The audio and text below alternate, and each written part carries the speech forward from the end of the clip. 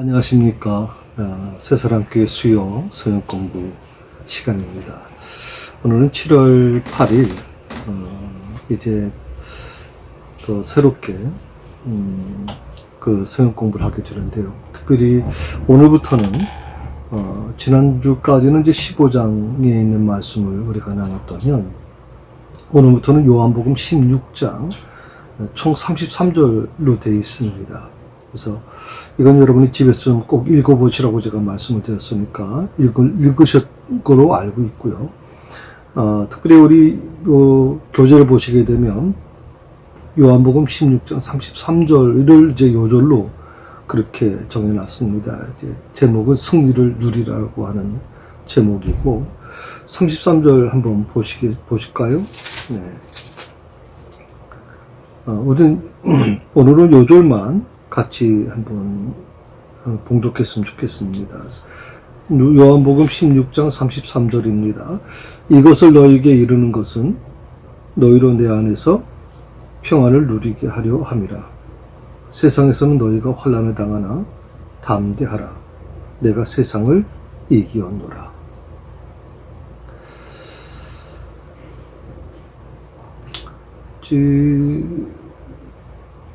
계속 우리가 지금 공부하는 이 부분은 지금 예수님이 그 다락방에서 제 아들을 가르치셨던 내용을 우리가 같이 공부하고 있거든요. 그리고 이것은 바로 예수님이 십자가 지시기 전,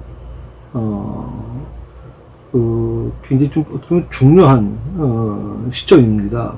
그래서 제가 지난번 여러분과 같이 19가에서 한번 말씀을 드린 것 같습니다. 거기 보면 요한이 예수님의 이 다락방 가르침에 4가지 메시지를 전하고 있다고 얘기해드렸죠. 13장에서 서로 사랑하라.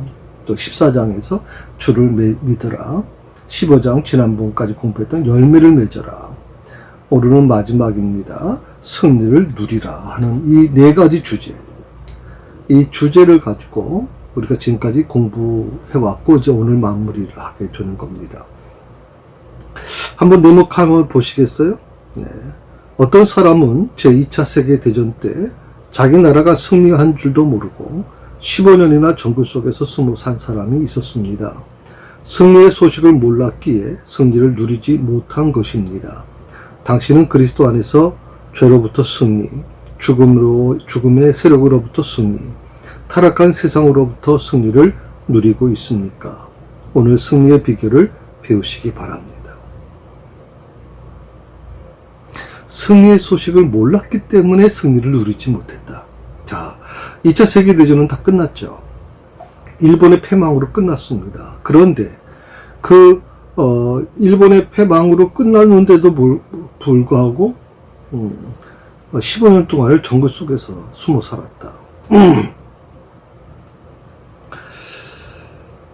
우리가 그리스도인으로서 주님 안에서 죄로부터 승리하고 죽음의 세력으로부터 승리할 수 있는 것, 그것을 우리가 누리며 살아가야 되는데 사실 우리가 그걸 누리면서 살지 못한다는 게 문제가 있는 겁니다. 예수님은 바로 그것을 우리에게 주셨음에도 불구하고 그걸 못 누리는 겁니다. 여러분, 우리 민주주의는요, 자유를 누리게 돼 있죠. 그런데 이 자유를 누릴 권리가 있음에도 불구하고 자유를 누리지 못한다. 불행한 사람이죠. 그래서 오늘 승리의 비결을 배우라고 하는 건데 한번 같이 공부하면서 나눠봤으면 좋겠습니다. 늘 말씀을 드리지만 이 공부는 교재를 갖고 계셔야만 도움이 됩니다. 만약 교재를 제가 지난 주간에 주일날 주보에 다 여러분 간지로 넣어드렸고, 만약 교회에 오지 못하신 분들은 교회 홈페이지에 들어가시면 이것을 다운받으실 수가 있습니다. 수요 공부하는 그 난에 보시면 이제 교재가 올라가 있습니다. 그걸 다운받으시든지 아니면 그걸 복사해서 쓰셔도 됩니다. 자, 1번 본문 살피기입니다.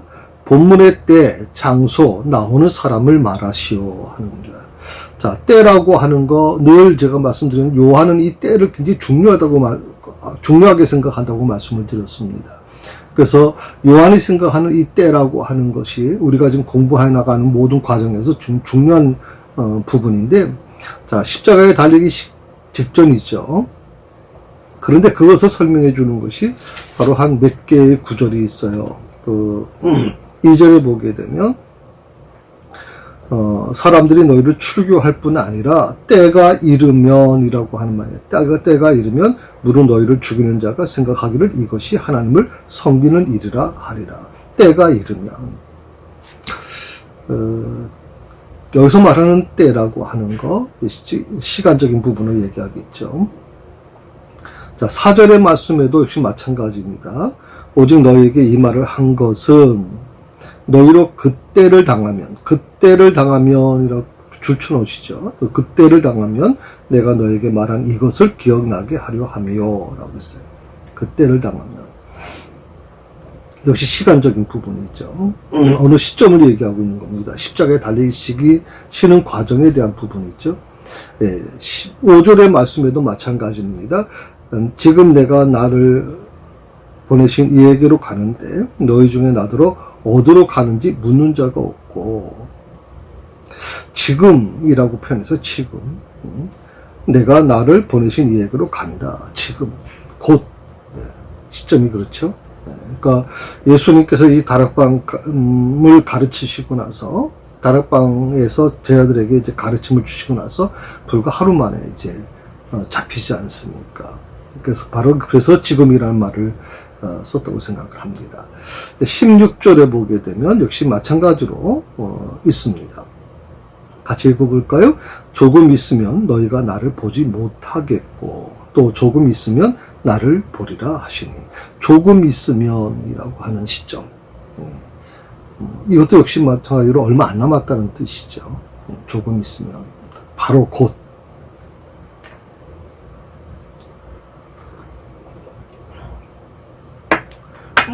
장소는 뭐 계속 마가 다락방이 되겠죠. 예수님의 최후의 만찬 자리죠. 나오는 사람이 누구냐? 그 예수님, 제자들, 그리고 제자들과 지금 예수님이 토론을 하고 있는 거니까 아마 그렇게 이루어진다고 봐야 되겠죠. 자, 그 다음에 질문입니다. 예수님과 제자들의 형편이 각각 어떠했습니까? 하는 겁니다. 우리가 지금 그 때에 대한 부분을 같이 좀 나눴는데요. 2절, 4절, 5절, 16절에 있는 바로 때가 이르면, 그때를 당하면, 또 지금, 조금 있으면이라고 하는 그 모든 그런 어떤 단어들이 주는 의미가 뭡니까? 이제 곧이라고 하는 것이죠. 예수님은 바로 이제 곧 십자가 고난과 죽음을 당하시게 된다는 겁니다. 그럼에도 불구하고 13장에서 시작된 이 다락방의 가르침이 계속 지금 예수님의 그 고난과 죽음을 지금 말씀하고 계시는데, 그럼에도 불구하고 주님이 자신이 당하게 될 그 엄청난 수치와 고통을 염려하지 않습니다. 그 염려하기보다는 뭐가 더 우선이 됐었냐면 자신의 죽음 후에 겪게 될 제자들의 핍박에 대해 재차 언급하고 있거든요. 이 16장은 바로 그것을 우리에게 알려주고 있는 아주 귀한 장입니다. 한번 생각해 보십시오. 이제 하루 안에 예수님은 잡히시고, 그리고 며칠 안에 이제 십자가에 달려 돌아가시게 됩니다. 너무나 큰 고통이 그 앞에 있습니다. 단순히 죽음이라는 것만이 아니죠. 육체적인 죽음을 의미하는 것만이 아니죠. 성부 하나님 아버지로부터 버림받게 되는, 참 비극적인, 성부 하나님으로부터만 버림받는 게 아니죠. 이 세상의 모든 인류로부터 버림받게 되는 참 서글픈 그런 어떤 시간 아닙니까? 어떻게 보면 주님 자신이 생각할 때 그 수치와 고통 정말 얼마나 힘들겠습니까? 그런데도 불구하고 자신의 죽음보다도 자신의 죽음 후에 겪게 될 제자들의 그 핍박, 제자들이 겪어야 될 그 핍박에 대해서 예수님은 더 관심을 갖고 계시다는 것이죠. 교재에는 나와 있지 않습니다만은 16장을 크게 한 몇 단락으로 나눌 수가 있습니다. 그래서 한 4단락 정도로 나누는데요. 첫 번째 단락이 1절에서 6절까지 말씀입니다. 그래서 도리어 내가 이 말을 함으로 너희 마음에 근심이 가득하다. 그래서 1절부터 6절까지 말씀입니다. 첫 번째 단락인데요. 예수님께서는 이제 이 땅에 이제 성육신 하셨는데 이제 곧 아버지 하나님께 가셔야 되는 거죠. 그 성부 하나님께로 돌아간 이후에 예수님께서 뭐라고 말씀하냐면 환난이 닥치게 될 것이다.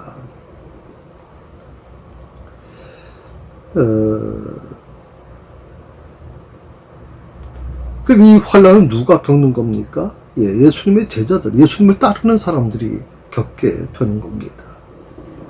그런데 이 모든 것이 주님께서 이 세상에 계실 때 미리 예언하신 것이거든요. 제자들은 염려나 근심만 하지 말고 능동적으로 그 고난에 대처해 나가라고 하는, 예수님 바로 그런 권면을 지금 제자들에게 주고 계시는 거예요. 염려만 한다고 되는 것이냐, 근심만 한다고 되는 것이냐. 요즘 우리가 코로나19로 인해서 많은 염려가 근심이 있죠. 경제적인 부분, 사업하시는 분들, 자영업 하시는 분들 정말 아주 가슴이 타지 않습니까? 너무 어렵죠, 지금. 여러분, 제일 고통스러운 게 질병 때문에 고통스럽다고 얘기하지만 질병보다 더 무서운 게 뭐냐면 물질의 고통입니다. 정말 물질이 조여오는데 이것은 정말 감당하지 못한다고 얘기를 할 정도거든요. 제가 아는 분도 투잡을 하시는 분이 계세요. 정말 마음이 아프죠. 정말 마음이 아픕니다. 그분들을 위해서 제가 기도해드리면서도 마음이 정말 아프죠. 그만큼, 육체적인 물론 힘든 것도 있겠지만, 여러 가지 정신적으로 고통과 염려가 있잖아요. 근심이 있잖아요. 이런 것들이 굉장히 어렵단 말이죠. 그런데 예수님께서는 염려나 근심만 하지 말고, 능동적으로 그 고난에 대처해 나가라고 권면하고 계시단 말이죠. 이것은 굉장히 우리가 중요하게 생각을 해야 될 부분이라고 생각을 합니다. 오늘 본문에서 다음과 같은 교훈을 발견해요. 비록 우리가 살고 있는 이 세상이 현재 사단의 광난으로 인해서 악이 들끓고 있다는 거죠. 정말 요즘 여러분 뉴스 보기가 겁나죠. 정말 겁납니다. 우리 사회가 이렇게까지 악이 만연하고 있는가 하는 것입니다. 요즘에 또 법이 또 지금 개정하려고 그러지 않습니까? 차별금지법이라, 포괄적 차별금지법이라 그래요. 차별금지법이라고 하는 거, 이름은 그래도 괜찮은데, 포괄적 차별금지법이라고 하는 것이 문제가 되고 있죠. 이런 부분들은 결국에는 이것이 이미 유럽이나 전 미국 같은 경우에 이미 실행에 옮겨지고 있지 않습니까? 그러니까 이미 실천하고 있지 않습니까? 그런 나라가 어떻게 됐습니까? 아주 심각한 문제가 일어나고 있단 말이죠. 그런 것 속에서 그러면 인종의 차별이 없어졌습니까?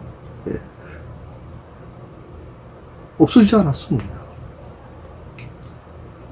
여성과 남성과의 어떤 차별은 물론 우리보다는 조금 많이 된 건 사실이겠죠. 그러나 우리가 한번 깊이 생각해 볼 필요가 있는 게 뭐냐면 이 악이 결코 사라지지 않는다는 거죠. 더 들끓고 있단 말이죠. 왜?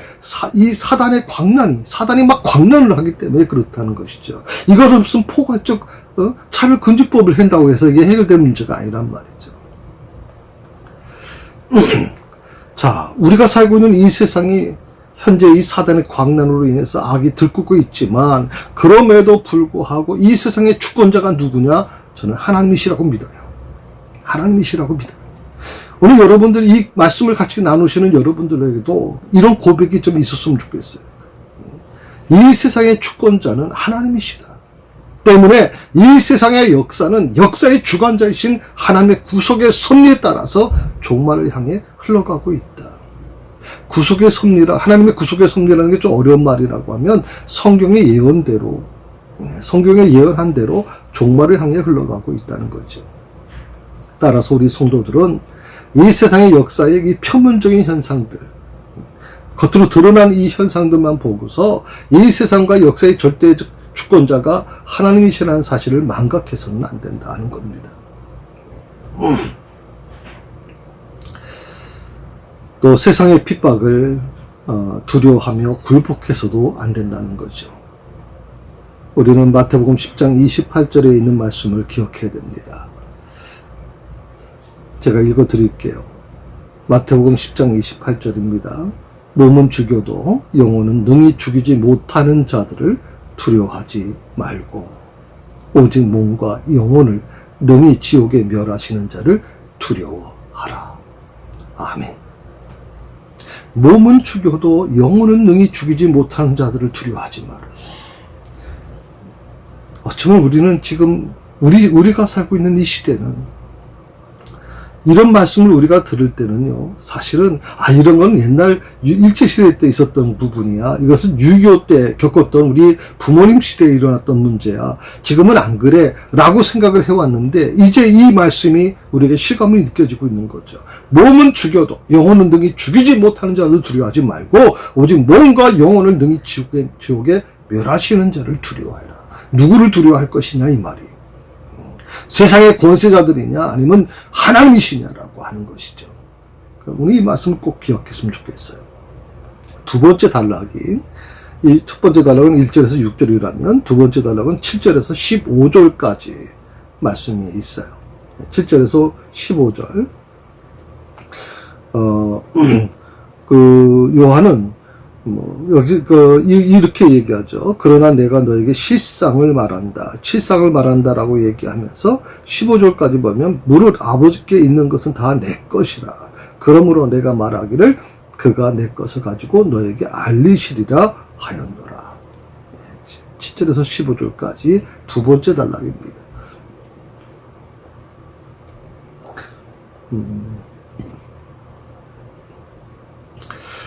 자, 7절에서 15절의 내용이 무엇입니까?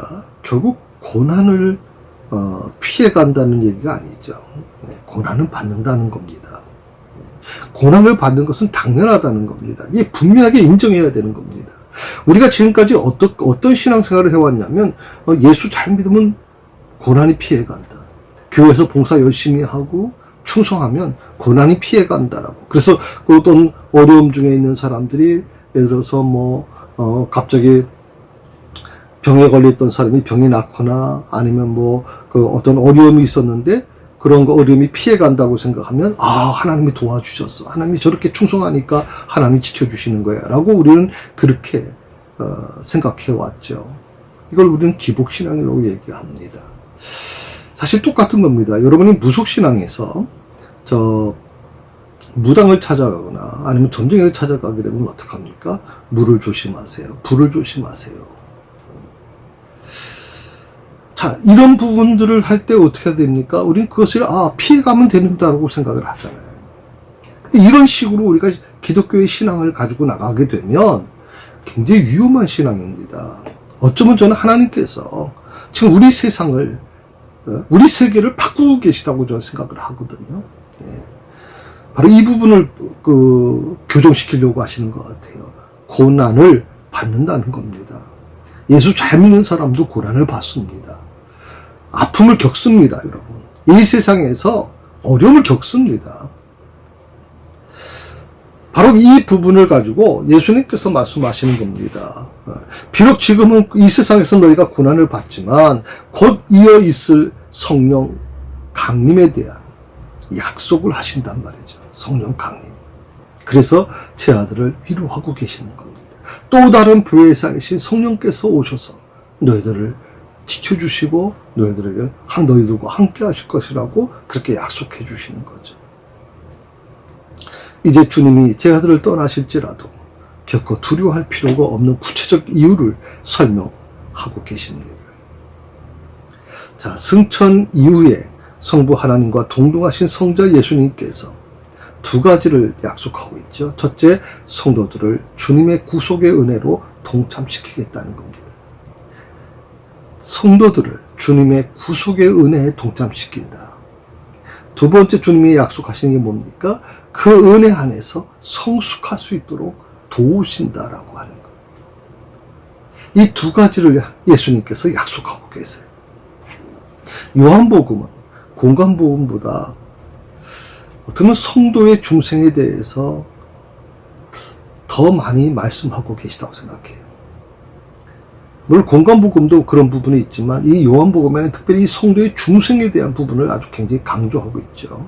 두 번째로 특히 제2위이신 성자 예수님의 그 복음 진리에 대해서 조명하고 있고요.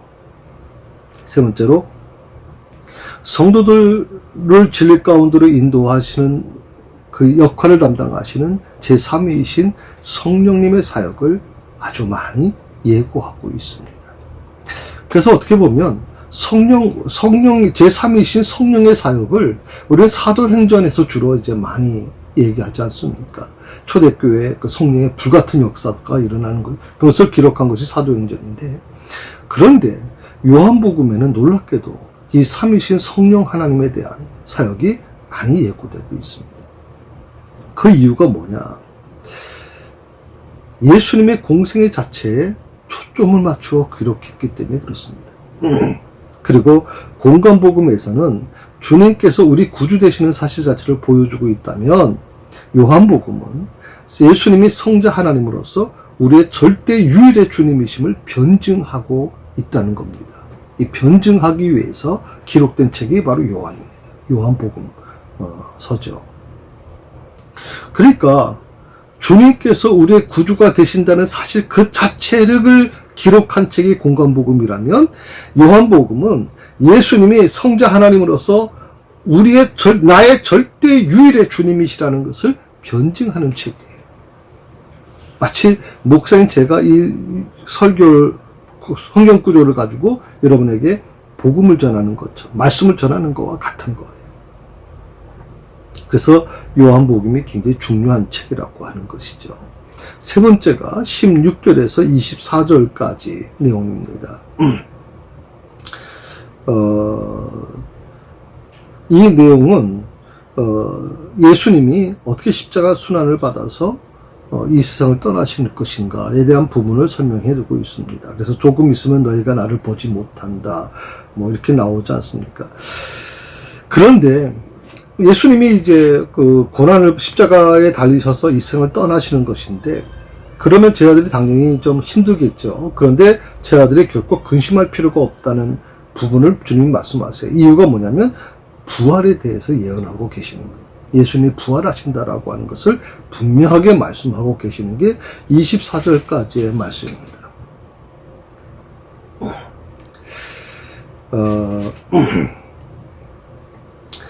네 번째로 25절에서 33절까지 마지막 이제 부분인 단락인데요.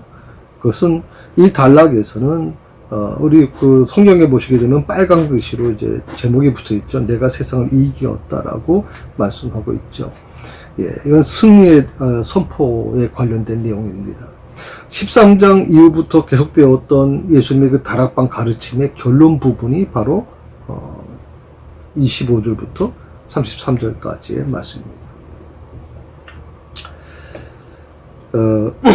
이 다락방 가르침의 결론 부분 한 5가지를 제가 말씀을 좀 드릴 텐데, 여러분 좀 기록하실 수 있으면 기록하시면 좋겠어요. 첫 번째가 뭐냐면 예수님의 순환과 그리고 나아가서 주님의 부활 승천 이후에도 부활 승천 이후에는 모든 것이 다 좋을 거라고 생각을 했는데, 그게 아니라 주님의 순환이 있다는 거예요. 오히려 순환이 존재한다는 거. 그러니까 우리가 신앙생활을 열심히 해도 이 고난이 우리를 피해가지 않을 수 있어요. 그걸 우리가 인정하자는 거죠. 두 번째로 다락방 가르침의 이 결론의 두 번째는 성도와 하나님 간의 참 교제가 회복되고 계속될 것에 대한 주님의 약속이 담겨져 있습니다. 하나님과 우리 사이에 참 교제가 회복된다. 저는 이런 날을 참 사모합니다. 정말 사모합니다. 하나님과 나와의 관계가 회복되기를 원합니다. 그 교제가 회복되기를 원합니다. 하나님과 나 사이에 이 영적 교제가 회복되고요. 그리고 나와 또 다른 성도 간의 성도의 교제가 회복될 때 얼마나 아름다운 세상이 될까요?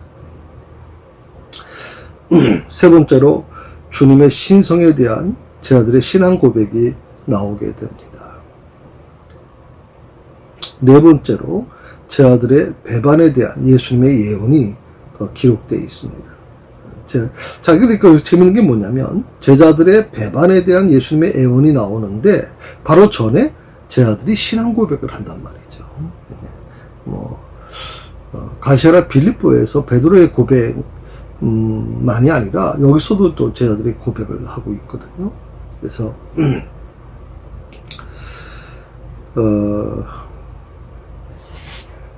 다섯 번째로 세상에 대한 주님의 승리에 대한 선언을 기록하고 있습니다. 그래서 33절의 말씀은 바로 그거죠. 이것을 너에게 이루는 것은 너희로 내 안에서 평안을 누리게 하려는 것이다. 평안. 세상이 아무리 뒤집어지고 별을 엄청난 얘기가 들려와도 너희 안에 평안을 누리게 하기 위해서다. 세상에서는 너희가 환난을 당하지만 아주 분명히 말씀하셨죠. 환난을 당하지만 세상에서는 담대하라. 내가 세상을 이겨노라. 아멘. 정말 축복, 굉장한 축복의 말씀이죠. 그러니까 25절에서 33절의 내용은 어떻게 보면 주님 스스로가 십자가 순환을 받으시러 나가시는 아주 급박한 상황을 기록하고 있는 내용입니다.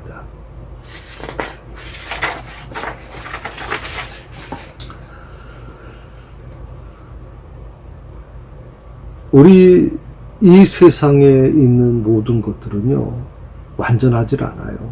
그래서 늘 변하는 거죠. 우리 사람은요, 어떻게 보면 굉장히 좀 자주 변합니다. 아무리 다짐해도 사실은 언제 변할지 모르는 게 우리 사람들의 모습 아닙니까? 그런데 우리가 이렇게 늘 변하는 성실하지 못한 우리의 모습과 달리 절대 불변의 하나님의 성실하심이 있거든요. 그 성실로 천국에 이르기까지 하나님과 성도의 관계 자체는 결코 단절되지 않는다는 겁니다. 하나님과 우리 사이에는 절대 단절되지 않는다. 사탄이 아무리 우리를 틈타고 들어와도, 하나님과 우리의 관계를 틈타고 들어와도 하나님과 우리의 관계는 절대 단절되지 않는다. 이것이 바로 구속사의 영원한 철칙이다. 한번 구원받은 자는 끝까지 하나님이 책임져 주신다라고 하는 부분이 있죠. 거기에 단 조건이 뭐냐면 늘 변하는 인간의 그 불성실, 부족함이죠. 우리는 이 세상 살면서 완전하지 않잖아요. 여러 가지 부족함이 있잖아요. 그럼에도 불구하고 절대 불변의 하나님의 성실하심이 나와 함께하고 계시기 때문에 이게 가능하다는 거예요. 이게 가능하다는 거죠. 오늘 16장 1절에 보게 되면 보시겠어요? 내가 이것을 너에게 이름은 너희로 실족하지 않게 하려 함이라. 내가 이것을 너에게 이름은 이것이라고 하는 말을 썼어요. 이것. 근데 이것이라고 하는, 그러니까 예수님께서 이제 말씀하시려는 게 뭔지를 좀 설명해 주는 건데, 내가 이것 어떤 것을 가르치고 있지 않습니까? 가르치는 거 아닙니까? 이것이 뭘까요? 근데 여기서 말씀해 보기에는 한 가지가 아니라는 거죠. 한 가지 말씀만 가르치는 게 아니라 15장에 말씀하신 여러 가지 내용들, 15장 18절에서 25절에 보면 이제 세상의 핍박에 대해서 설명해 주셨죠.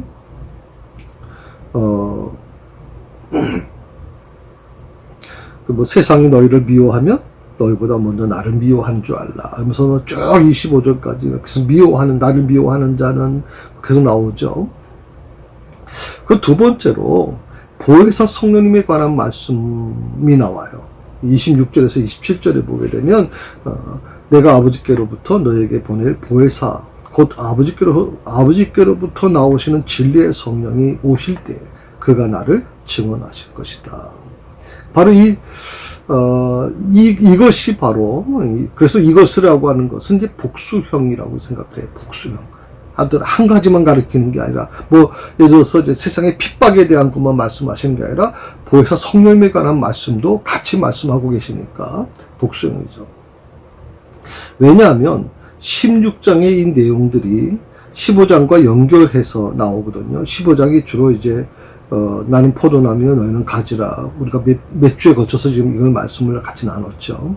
그러면서 이제 예수님께서 결국 고난을 받으셔야 된다는 사실을 분명히 얘기해 주시면서, 그래서 나는 떠나지만 보혜사 성령님이 너에게 와서 너희를 가르치며 너희를 위로해 줄 것이다 라고 말씀해 주시잖아요.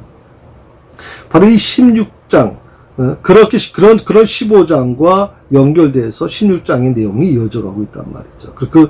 특별히 이 핍박에 관한 말씀을 계속 하고 계시거든요. 1절에서 6절에 보게 되면 계속 이 부분이, 이런 말씀을 주시죠. 너희를 죽이는 자가 생각하기를 이것은 하나님을 섬기는 일이라. 그러면서 6절에 보면, 5절에 지금 내가 나를 보내신 이에게로 가는데, 너희 중에 나더러 어디로 가는지 묻는 자가 없다. 내가 나를 보내신 이에게로 간다. 라고 하는 이 모든 것은 어떻게 보면, 종말적인 핍박에 관련된 부분들이죠. 그리고 특별히 이 보혜사 성령님이 그 핍박과 직접적으로 연관이 있다고 분명히 볼 수 있죠. 왜? 13절에 보게 되면 진리의 성령이 오시면 그가 너희를 모든 진리 가운데로 인도하실 것이다. 어떻게 보면 예수님이 이 땅에 계시면서 있을 때는, 제 아들 옆에 있을 때는 그래도 제 아들이 위로를 받았죠. 예수님이 자기를 지켜줄 거라는 걸 알기 때문에. 근데 예수님이 안 계세요.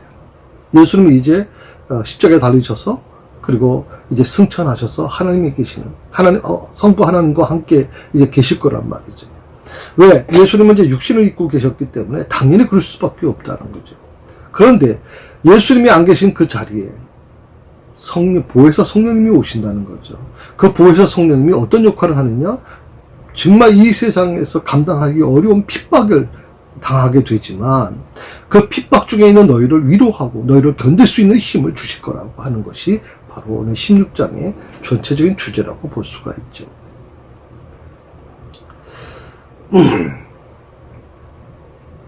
1절에서 16장 1절에서 내가 이것을 너에게 이름은 이라고 하는 그 양식이죠. 내가 무엇 이름은 이라고 하는 형식을 이제 나오는데 이것은 굉장히 좀 독특한 형식입니다. 마치 무슨 후렴과 같은 거거든요. 후렴과 같은.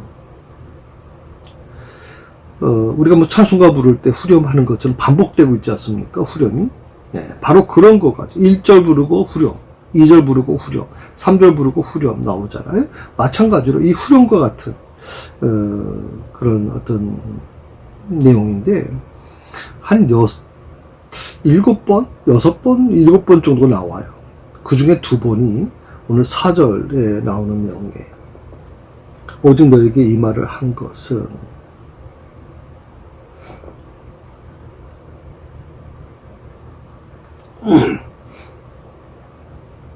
또 33절을 보게 되면 같은 거죠. 이것을 너에게 이르는 것은 다 비슷하죠.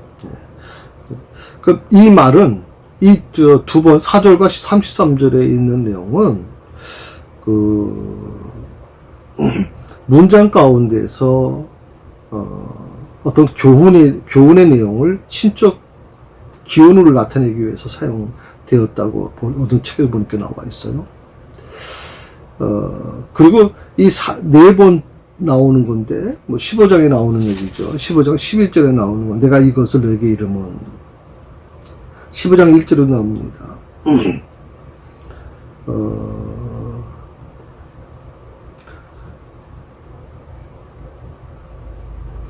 또, 6절에도 나오죠. 16절에도, 사람이 내 안에 거하지 아니하면, 25절에도 마찬가지입니다. 보통 이런 내용들이 보통 나오는데 그것은 어떤 분 앞에 나오는 내용을 요약하는 어떤 형식으로 쓰여졌다고 그래요. 이건 제가 책을 보니까 이렇게 나오긴 하는데, 정확하게 뭐 여러분이 자세히 알 필요는 없겠지만, 아무튼 내가 못못 이름은 16장 1절에 있는 이 말씀, 이 내용은, 이 형식을 좀 여러분이 이해할 필요가 있다고 생각을 합니다. 2번, 교재 2번입니다. 예수님께서 장차 어떤 핍박을 받게 되리라고 말씀하십니까? 2절에 있는 내용이라고 나오죠. 2절 한번 같이 읽어봅시다. 사람들이 너희를 출교할 뿐 아니라 때가 이르면 무릇 너희를 죽이는 자가 생각하기를 이것이 하나님을 섬기는 일이라 하리라.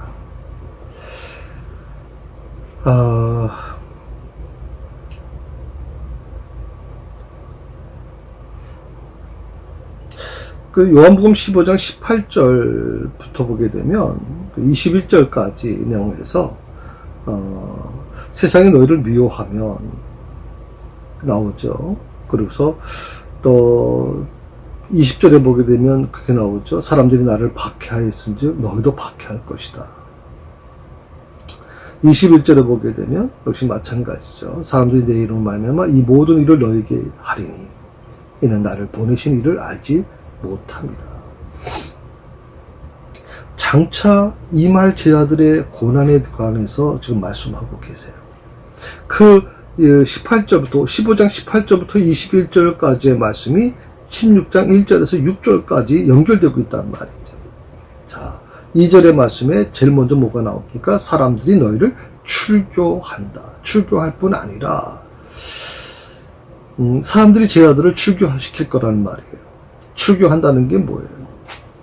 이거 지금 헬라어 보게 되니까 아포시나고고스라고 하는 말을 썼어요. 뭐 어려운 말인 것 같은데 여러분이 그 정도 말까지 알 필요 없고요. 출교라고 하는 것은 이 헬라어 말의 의미를 보니까 6월절 규례와 같은 의식법을 어겼을 때 출교를 하게 되는데, 출교를 당하게 되는데 세 가지가 있다. 출교 규정이 세 가지가 있다 그래요. 첫 번째가 네지파라고 하는 거예요. 네지파. 이 네지파라고 하는 는 원래 그저 일주일 정도 약한 파문을 일주일 정도만 주는 겁니다. 그러니까 파문을 주는데 무슨 뭐 경제적인 손실이 오는 것도 아니고 특별한 거 아니에요. 근데 이것은 이제 공식적으로 하지 않기 때문에 다른 사람들은 잘 몰라요. 비공식적으로 이루어지는 거죠. 그런데 이제 의식법을 아주 가벼운 의식법을 어겼을 때 이제 보통 출교 명령을 내리는데 네지파라고 하는 것이 있다. 두 번째, 니두이라고 하는 게 있어요. 니두이.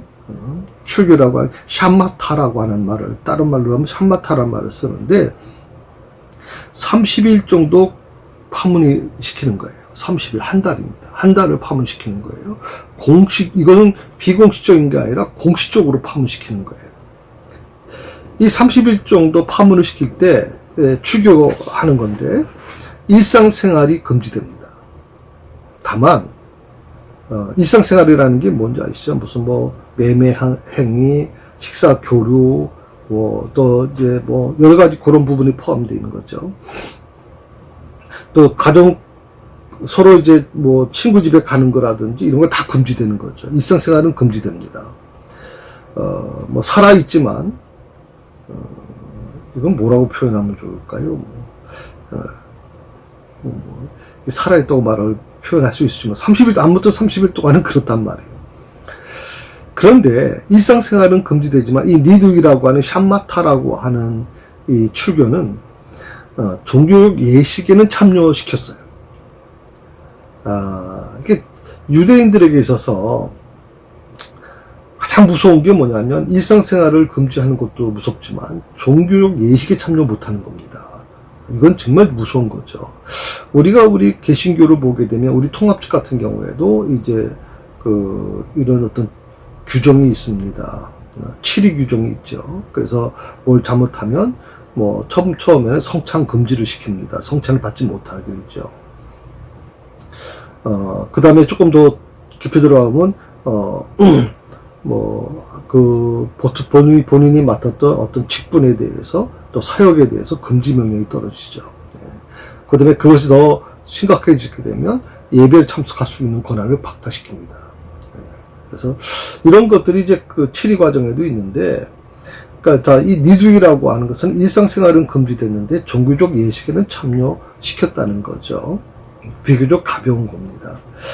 세 번째가, 이 세 번째 출교라고 하는 거, 유월절 규례 같은 의식법을 어겼을 때 이제 세 번째 출교인데, 이게 조금 문제가 됩니다. 이 헤렘이라고 하는 출교인데, 이 헤렘이라고 하는 것은 영구적 출교입니다.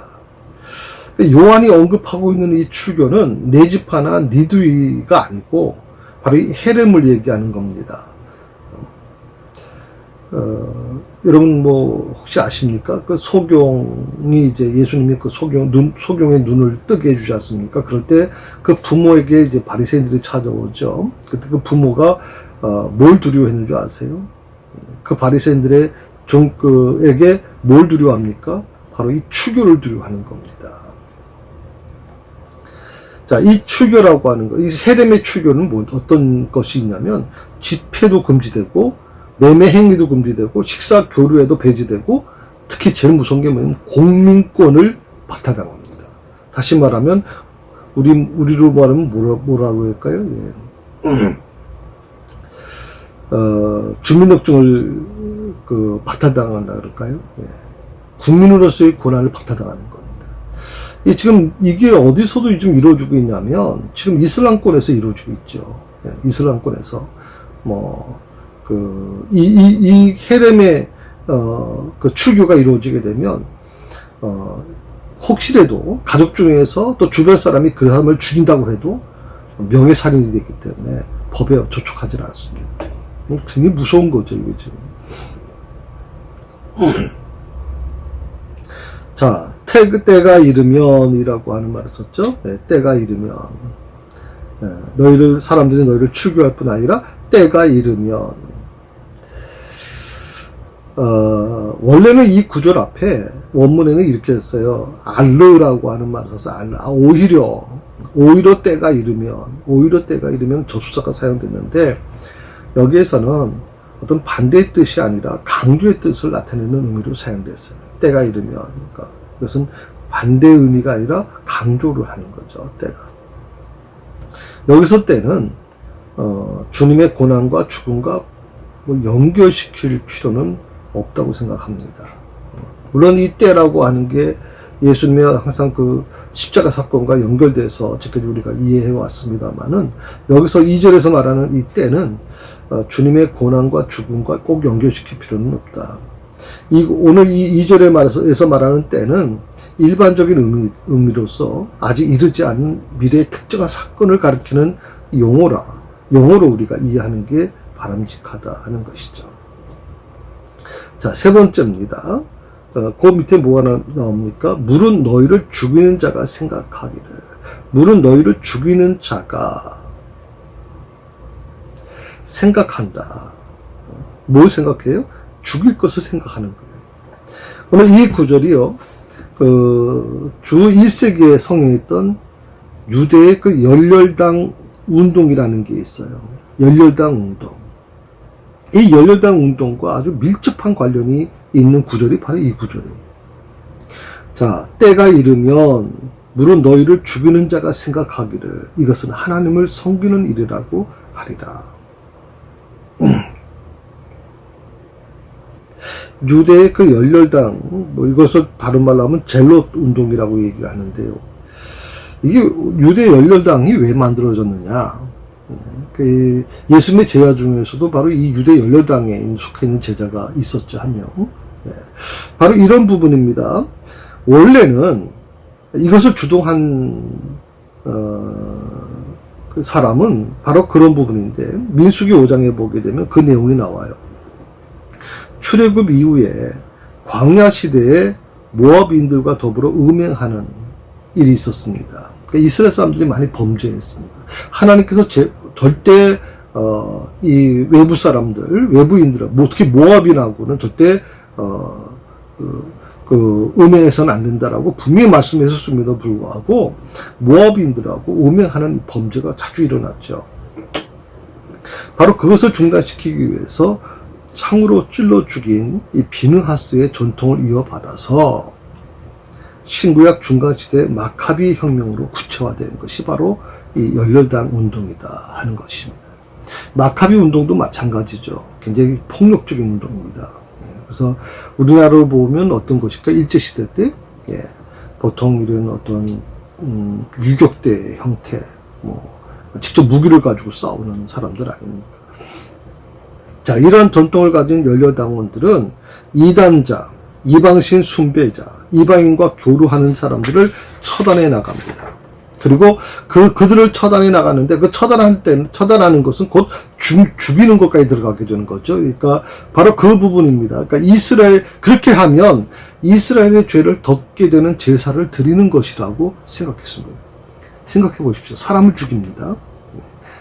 예를 들어서 이단자, 이방신 숭배자, 이방인과 교류한 자들을 이제 처단하고 죽입니다. 그런데 어떤 마음을 갖습니까? 그것이 바로 이스라엘의 죄를 덮게 하는 제사를 드리는 것이라고 스스로들 그렇게 믿고 있단 말이죠. 그러니 이게 참 어떻게 보면 기가 막힌 일입니다. 이 처단 대상에는요, 유대인뿐만 아니라 외국인도 포함되어 있었거든요. 이런 열렬당 운동의 모습, 젤로 땅의 그 모습이 바울 서신에서도 찾아볼 수가 있어요. 갈라디아서 1장 13절에서 14절, 빌립보서 3장 6절에서 바울은 자신을 뭐라고 소개하냐면 교회에 대해서 핍박한 자다, 교회에 대한 핍박자라고 자기를 묘사하고 있어요. 바로 이 표현, 교회에 대한 핍박자, 이 표현이 바로 열렬당 운동원을 표현하는 용어입니다. 젤로테스라고 하는 말을 써요. 젤로테스. 그러니까 바울이 어떤 사람이었다는 거예요? 열렬당원이었다는 거예요.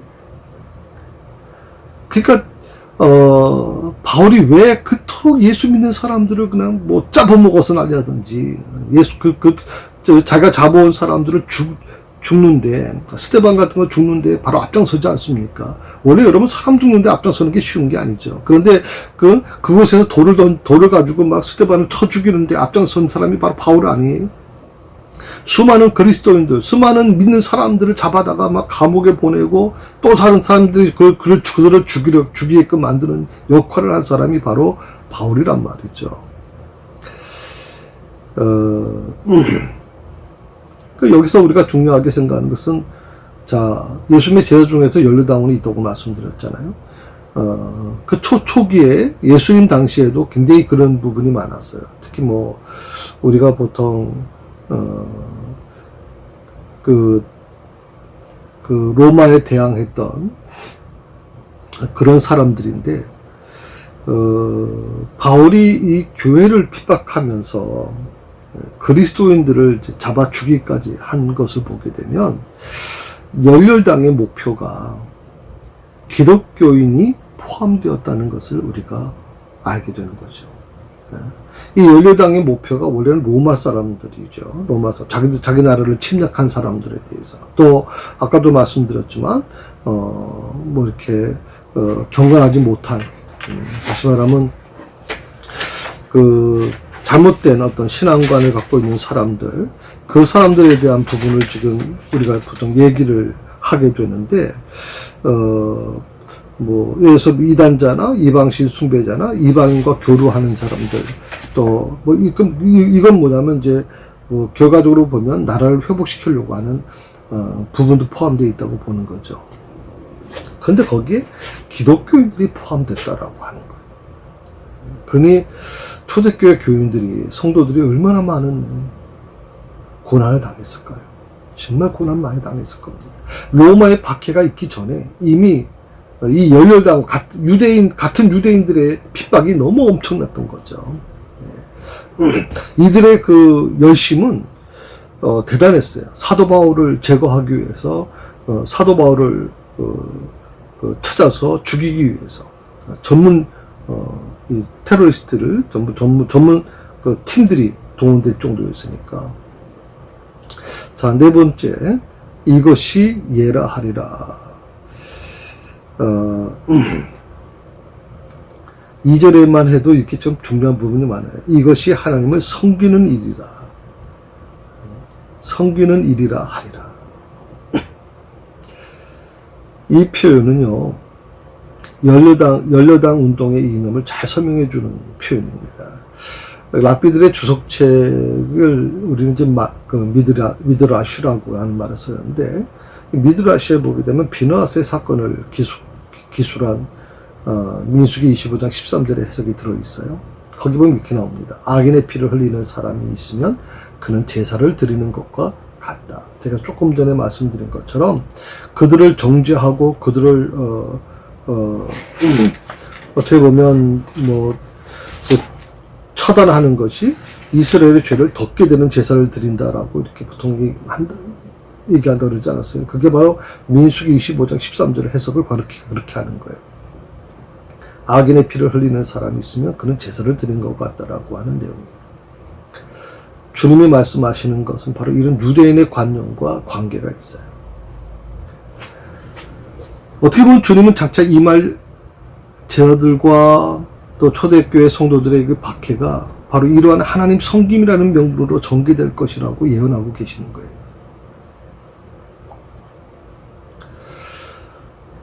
참 마음이 아프죠. 하나님 섬김이라는 명분으로 이런 일들이 일어나고 있는 거예요. 중세시대 종교재판을 한번 보세요.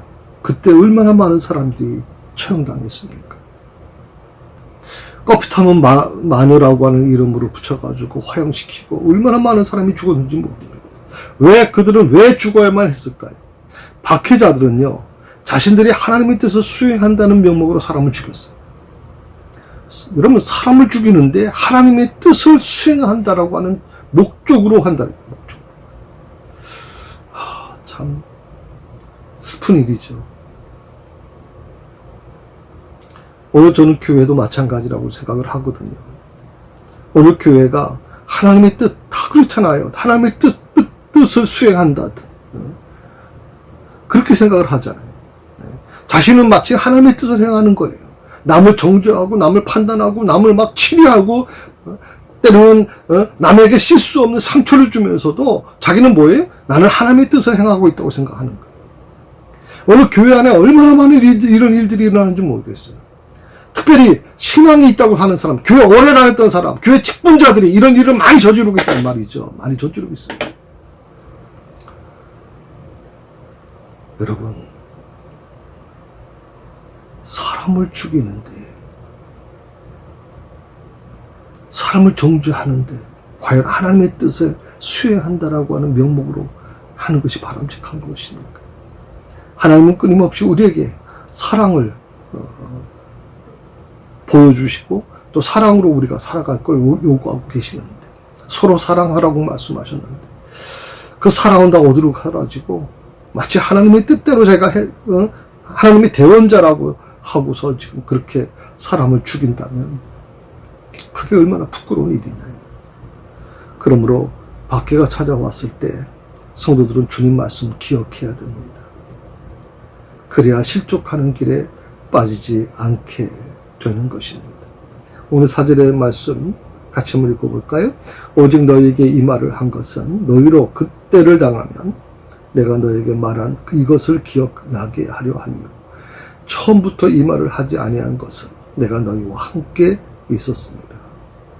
그때를 당하면 내가 너희에게 말한 이것을 기억나게 하려 하며.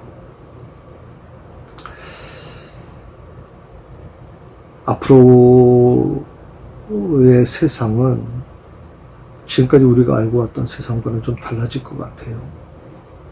기독교인이라는 것이 자랑스럽지 못할 수도 있을 것 같아요.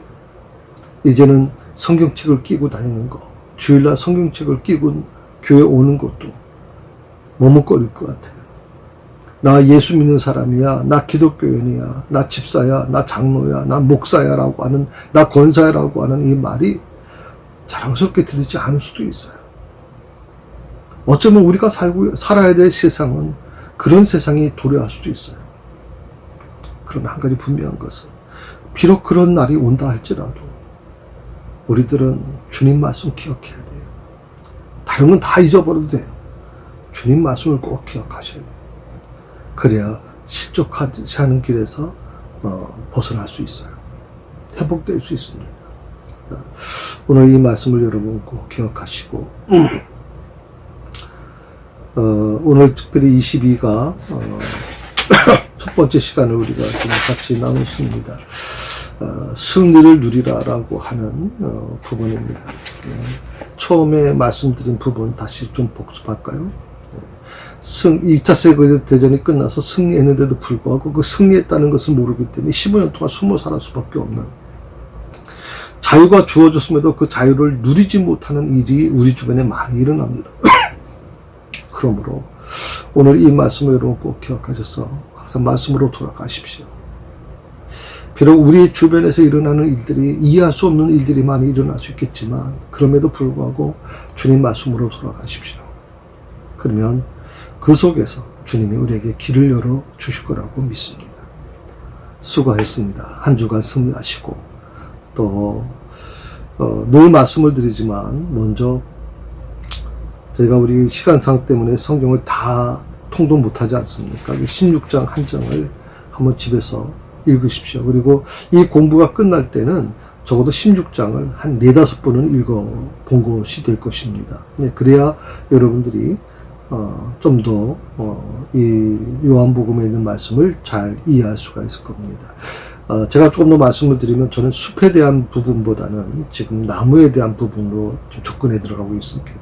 그래서 말씀 한 구절 한 구절이 얼마큼 우리에게 감동을 주는지에 대해서 같이 나누고 있으니까 여러분도 그렇게 하시고 성경 말씀을 좀 많이 좀 읽으셨으면 좋겠습니다. 예, 기도하십시다. 하나님 아버지 감사합니다. 예수님께서는 자신이 이제 곧 십자가를 지시게 되고 이제 아버지 하나님께 돌아가는 것을 알고 계시기 때문에 제자들을 많이 걱정하셨습니다. 그들이 많이 힘들어할 것이며 예수님이 안 계시는 그 세상에서 그들이 많이 핍박을 받게 될 거라는 것, 결국 죽음까지 갈 거라는 것도 주님 알고 계셨습니다. 그래서 주님은 그들에게 끊임없이 위로해 주고 계십니다. 주님, 앞으로 우리가 살 세상은 많이 힘들 것 같습니다. 여러 가지 어려움들이 우리 앞에 많이 있고 지금까지 우리가 믿음 생활을 해왔던 방식과 다른 방식이 전개될 수도 있습니다. 그렇지만 한 가지 분명한 것은 말씀은 변하지 않을 거라는 겁니다.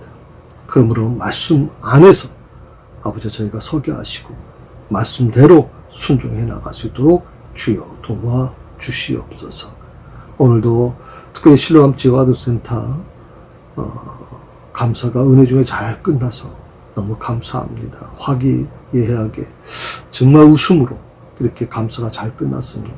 수고하신 우리 모든 권사님들 특별히 함께 해주셔서 다시 건강 회복될 수 있게 하여 주시고 정말 하나님 삶을 통해서 늘 즐거움이 넘치게 하여 주옵소서. 예수님의 이름으로 기도드립니다. 아멘.